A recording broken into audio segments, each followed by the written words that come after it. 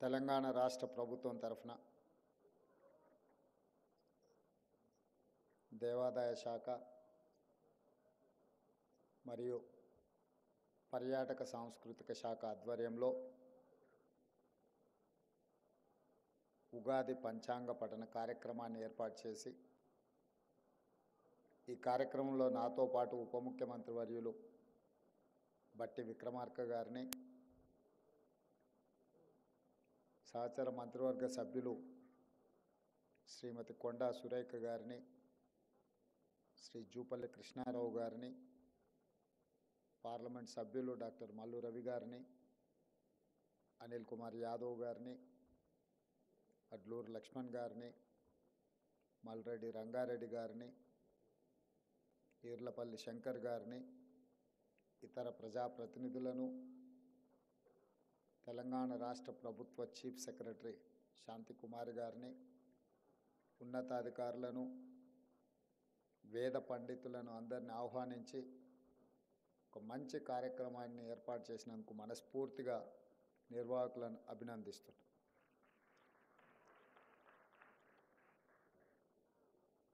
ఈ విశ్వావసునామ సంవత్సరం తెలంగాణ రాష్ట్రం పాడి పంటలతో సుఖశాంతులతో సంక్షేమము అభివృద్ధి సమపాలలో ఉద్యోగ ఉపాధి అవకాశాలు అందరికీ అందుబాటులో వచ్చే విధంగా, అదేవిధంగా మన మిత్రులు బట్టి విక్రమార్క గారు ప్రవేశపెట్టిన బడ్జెట్ వేద పండితుల పంచాంగ పఠనం విన్నప్పుడు ఉగాది పండుగ షడ్రుచులతో కూడుకున్న ఏదో విధంగా అయితే ప్రసాదం అందించిండ్రో బట్టి విక్రమార్క గారు ప్రవేశపెట్టిన బడ్జెట్ కూడా అదేవిధంగా షడ్రుచులతో ఉన్నదని చెప్పి నేను భావిస్తున్నాను. అందులో తీపి ఉన్నది, పులుపు ఉన్నది, కారము ఉన్నది, కాస్తో కూస్తో ఉప్పు కూడా ఉన్నది. ఎందుకంటే కొన్ని నియంత్రణలు పాటించిండు, కొన్ని అంశాలలో చాలా లిబరల్గా వారు ముందుకు వచ్చిండ్రు. యువత ఉద్యోగ ఉపాధి అవకాశాలు కల్పించడంలో కానీ, రైతులు పండించిన పంటకు సంపూర్ణ సహకారాన్ని అందించి గిట్టుబాటు ధరలు ఇచ్చి పంటలని వ్యవసాయాన్ని ప్రోత్సహించాలని, అదేవిధంగా పేదలకు వైద్యాన్ని అందించాలని, నిరుపేదలకు విద్యను అందుబాటులోకి తీసుకురావాలని వారి బడ్జెట్లో విద్యా వైద్యానికి, వ్యవసాయానికి, పరిశ్రమలకు ఉద్యోగ ఉపాధి అవకాశాల కల్పన కోసం అత్యధికంగా వారు నిధులను కేటాయించడం జరిగింది. ఈ ఉగాది సందర్భంగా వారికి మనస్ఫూర్తిగా నేను అభినందనలు తెలియజేస్తున్నాను. ఇవన్నీ నెరవేరాలి అని అంటే, పెట్టుబడులు రావాలి, అభివృద్ధి జరగాలి అంటే శాంతి భద్రతలు పూర్తి స్థాయిలో అమలు చేయాలి. తప్పకుండా రాష్ట్ర ప్రభుత్వం, మా ప్రభుత్వ యంత్రాంగం తెలంగాణ రాష్ట్రంలో ఏ మూలనైనా చీమ చిటుక్కుమన్న అసాంఘిక శక్తులు ఎలాంటి ఒడిదుడుకులను, ఎలాంటి ఇబ్బందులను కల్పించాలనే ప్రయత్నం చేస్తే వాళ్ళ పట్ల కఠినంగా వ్యవహరించాలని ప్రభుత్వం నిర్ణయం తీసుకున్న మా దిశగా నిరంతరం పర్యవేక్షణ జరుగుతూనే ఉంది. ఈరోజు పాలన పరంగా ప్రభుత్వపరమైన నిర్ణయాలు ప్రజల సంక్షేమం కోసం, తెలంగాణ రాష్ట్ర అభివృద్ధి కోసం నిరంతరం మేము శ్రమిస్తూనే ఉంటాం. మా మంత్రివర్గ సహచరుల సహకారంతో, మా శాసనసభ్యులందరినీ అండగా నిలబడడంతో ఈరోజు ఈ కార్యక్రమాలను నేను, మా ఉప ముఖ్యమంత్రి వర్యులు బట్టి విక్రమార్క గారు జోడెద్దుల్లాగా రాష్ట్రాన్ని అభివృద్ధి పదం వైపు నడిపించడానికి నిరంతరం ప్రయత్నం చేస్తున్నాం.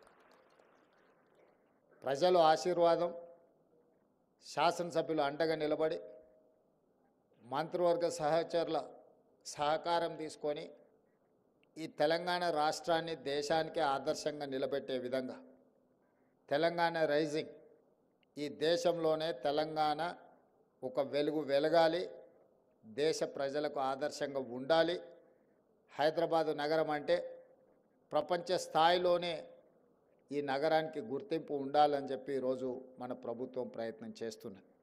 దాంట్లో భాగంగానే మూసీ ప్రక్షాళన కావచ్చు, రీజనల్ రింగ్ రోడ్ కావచ్చు, ఇంకొక కొత్త నగరాన్ని, ఒక ఫ్యూచర్ సిటీని ఈరోజు మనం నిర్మించుకోవాలనుకుంటున్నాం. ఎక్కడైనా ఈ దేశంలో స్వతంత్రం వచ్చినప్పటి నుంచి ఒక చండీగఢ్ తప్ప ఒక సంపూర్ణమైన నగరాన్ని ఎక్కడ నిర్మాణం జరగలేదు. దేశంలో ఉన్న నగరాలే కాస్త విస్తరించుకుంటూ వచ్చినాయి.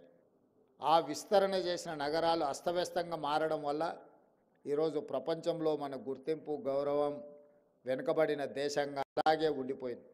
అందుకే ఈరోజు ఈ దేశంలో కొత్త నగరాల నిర్మాణం జరగాల్సిన అవసరం ఉన్నది.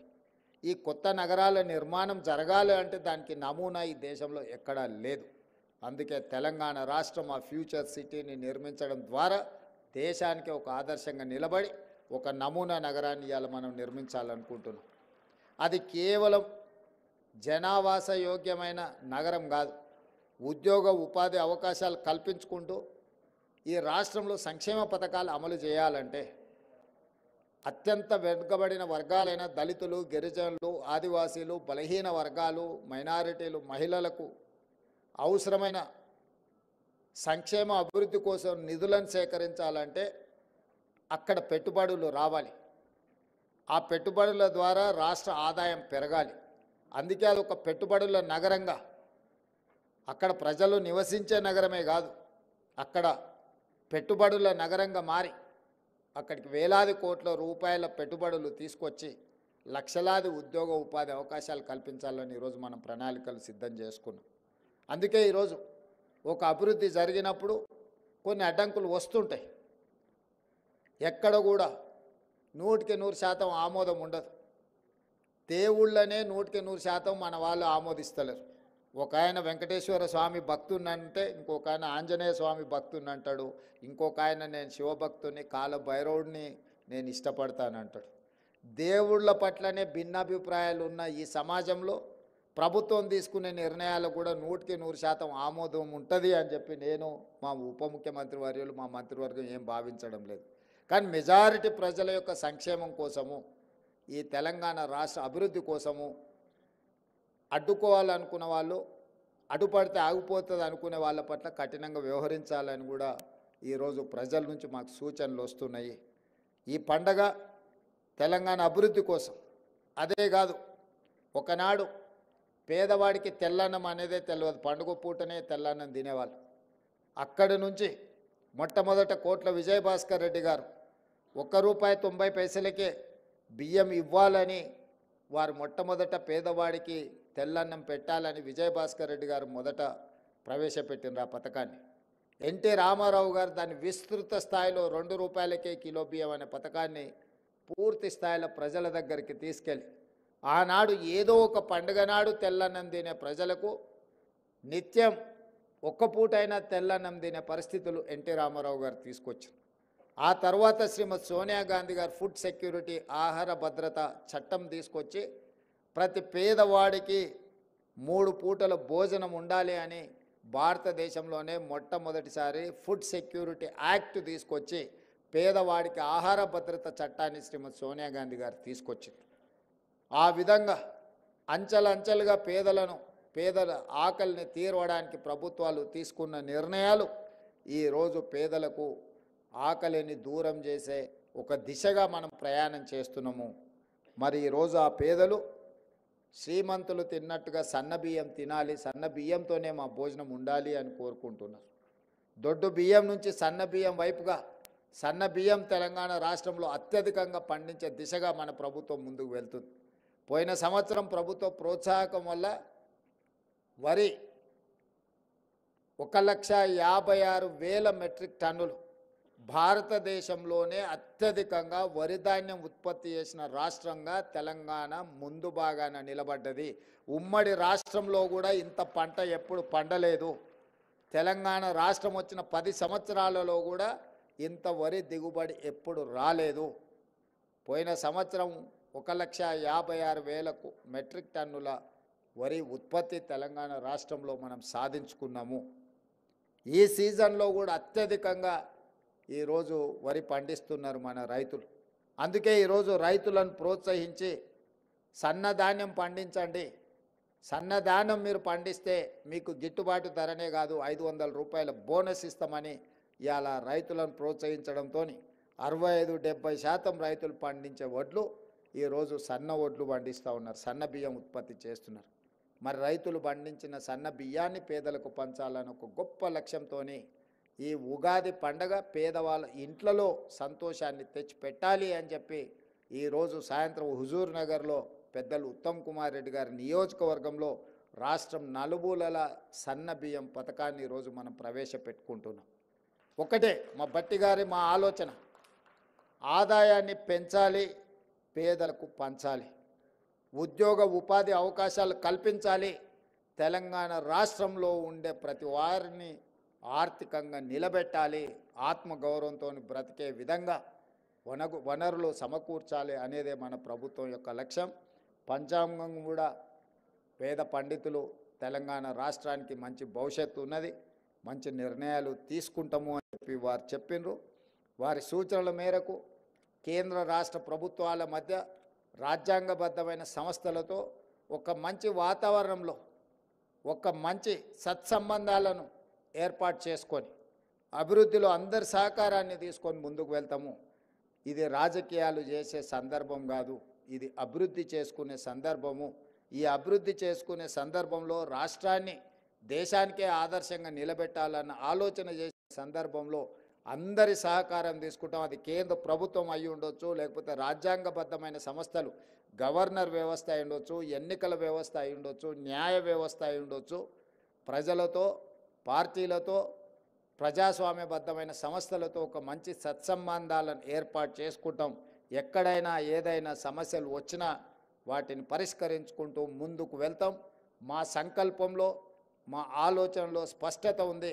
సంకల్ప బలం ఉంటే దేవుడు కూడా కనుకరిస్తారని చెప్పి ఇప్పుడే మా ఉప ముఖ్యమంత్రి గారు చెప్తున్నారు. నా జీవితంలో పెట్టుకున్న సంకల్పం ఏది ఇంతవరకు నేను ఫెయిల్ కాలేదు. నేను అనుకున్న ప్రతి సంకల్పం నెరవేరింది. ఈరోజు తెలంగాణను కూడా తెలంగాణ రైజింగ్ 2050 ప్రణాళిక తీసుకొచ్చి ఈ దేశానికే తెలంగాణను ఆదర్శంగా నిలబెట్టి ఒక అద్భుతమైన అభివృద్ధి చెందిన రాష్ట్రంగా తెలంగాణను ముందుకు తీసుకువెళ్ళాలనుకుంటున్నా. మా సంకల్ప బలంలో దోషం లేదు. మీ అందరి ఆశీర్వాదంతో ఈ దేశానికే తెలంగాణను ఆదర్శంగా నిలబెడతామని తెలియజేస్తూ మరొక్కసారి ఈ ఉగాది శుభాకాంక్షలు మీ అందరికి తెలియజేస్తూ సెలవు తీసుకుంటున్నా. ధన్యవాదాలు మిత్రులారా. గౌరవనీయ ముఖ్యమంత్రి వర్యులు ఆత్మవిశ్వాసానికి అద్దం పట్టేలా అద్భుత సందేశాన్ని అందించారు. తెలంగాణ ప్రజల్లో ఒక విశ్వాసాన్ని పాదుగొల్పారు. ప్రతి పదంలో విశ్వాసం ప్రతిధ్వనించింది. విశ్వావసు ఉగాది పర్వదిన సందేశాన్ని అందజేసిన ముఖ్యమంత్రి వర్యులకు